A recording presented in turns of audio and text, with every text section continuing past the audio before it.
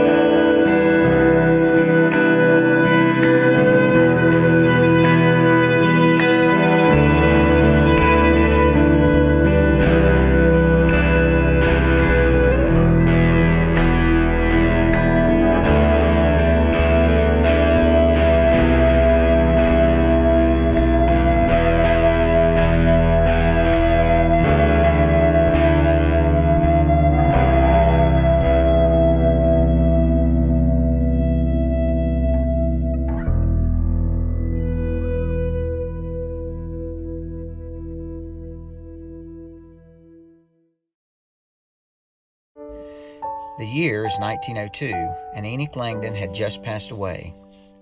His farm of 69 acres had been the topic of discussion in the area for quite some time, and the word was it would be coming up for sale. The William Langdon estate had been split up for quite a while now, and Enoch's nephew Wiley had owned the neighboring farm, the home place of William and Elizabeth, since her death in 1890. The winds of change were blowing on Rankins Creek, and now both farms were on the market. Now that Enoch was gone, his son Marshall had his pick of either of the farms and chose his grandpa William's place. This left Enoch's 69 acres up for grabs.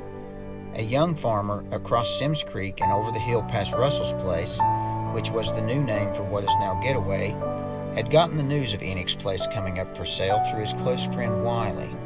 Averell Pratt and Wiley Langdon had in fact been childhood friends and grew up in and around Russell's place.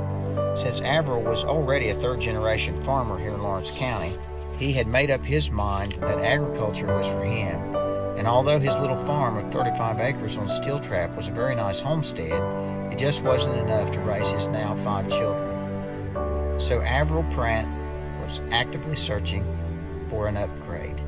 He had been looking now for a couple years and had it narrowed down to 2 farms. Both farms were situated along very similar winding creeks, and both had matching bottom ground which ran alongside these creeks. One was nestled along Leatherwood Creek, where Buckeye Auto Parts was located many years after that, and the other was just over Tabor Ridge, the Enoch Langdon farm, and along Rankins Creek. Havie walked these fields and studied these hills very closely before making his decision, because he knew the importance of it. And then the choice was made. Sadly, I nor anyone I know is for sure as to why he chose Enoch's farm, but choose it he did. Now the preparation for the move was underway, and in the spring of 1903, Averell, wife Maggie, children Pearl, Nellie, Earl Charles, and 18-month-old Carl Pratt packed the last of their goods in a horse-drawn wagon and started up the rough road towards Russell's Place. To say these roads were rough in 1903 might be a bit of an understatement, and when they reached Russell's Place, they were presented with two options of travel. By this time, there were two bridges leading out of town. The one on the southeast end leading to Rankins Creek Road. This particular road was known for very predictable and nearly impassable wet spots, mud bogs, which could bury a team of horses and their wagon in their tracks. The other was on the northwest end of town, which, although it led to high, dry ridge travel along Tabor-Sutton Ridge Road, it did present its travelers with one infamous hazard. A large rock known as the Devil's Washboard awaited them as they turned left off of Tabor Road and started down the steep grade towards the valley. This rock had the very well-known reputation for sending horse and wagon on an uncontrolled sled ride, which often ended in disaster. After weighing his options, Abby and Maggie chose the high road as the surer bet of safely arriving to Rankins Creek. So after sliding past the Devil's Washboard, down the hill and alongside a little stream known to us as Nifty Tug, the final stretch would have to be made down Rankins Creek itself because there was no road leading to Enoch's house. Once arriving, to be honest, they didn't have all that much to unpack, but the work that lay ahead of them was a bit overwhelming. Since Enoch had been in ill health for quite some time, he had been unable to keep up with the farm, and a lot had been let go. This left much of the things that needed to be done on a workable farm to be done from scratch. The little log house was a bit small, but it would have to do because more pressing things needed done. Although some orchards were left, they were left untended, needing work, and the bottom ground had not been plowed for many years. This became a top priority for Abby. So, as the word of plowing the first field got around, there was a group of Langdon girls showed up to watch. It was said, as Abby's workhorse pulled that plow through the field, the girls walked along behind, and as the dirt rolled over, they were picking up arrowheads like picking beans, and by the end of the day, had them by the peck basketful. So this was the life for the Pratt family for the first few years on Rankins Creek. Many days of plowing, planting, harvesting, cleaning new ground, and shoring up old structures. Then finally, as they began to feel a little more settled in, Abby and Maggie knew what they needed most, a new barn. They had gone as far as they could go with the structures that were left, and they needed more room. Knowing his children were too small to help build this barn, Abby found a crew and they started.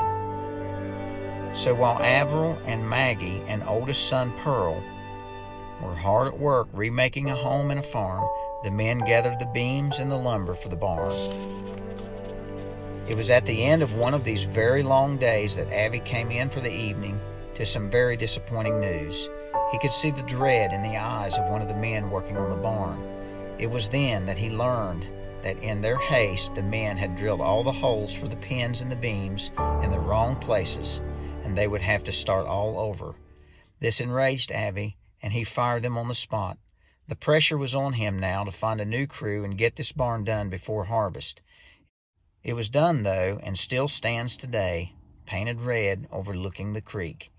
The next few years would bring two more children, Inez and Arno, and many more clearings for berries and fruit trees. And as these things were providing a living, the thought of something new was rolling around in Avril Pratt's head. He had begun to think about milking a few cows and selling the milk. But where and how? And this is what I will tell in the next episode of The History of Dirt. Thank you guys for watching.